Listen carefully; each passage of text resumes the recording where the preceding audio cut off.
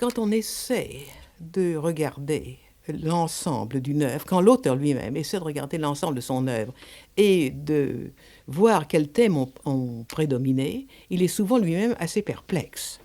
Mais qu'en ce qui concerne ce que nous appelons dans le langage du XXe siècle l'homosexualité, il est bien certain qu'il s'agit là d'un sujet qui a été réservé en quelque sorte, pour ne pas dire tabou, dans la littérature, ce qu'on appelle sérieuse, depuis des siècles. Et que par conséquent, il est assez intéressant pour le romancier moderne de le regarder en face et de tâcher de voir quelle part il joue dans la vie humaine en général. Ceci dit, il est bien certain que du moment que nous cessons d'accepter les tabous de langage et que nous regardons ce comportement comme n'importe quel autre, nous nous apercevons qu'il devient très difficile de l'étiqueter, comme il est difficile d'ailleurs d'étiqueter n'importe quoi.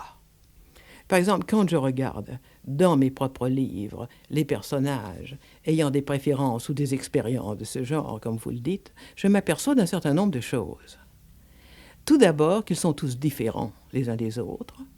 Ensuite, qu'ils ne sont pas, au sens propre du mot tel qu'on l'entend aujourd'hui dans la littérature populaire et dans la psychologie de drugstore, qu'ils ne sont pas des homosexuels. Ils sont bisexuels. Tout cela est plus compliqué qu'on ne pense. Et là, ma préoccupation, comme partout, est de tâcher de voir exactement les caractéristiques des émotions de chaque personnage et en même temps de ne jamais les étiqueter, de ne jamais les faire tomber dans un type quelconque qui devient bientôt caricatural.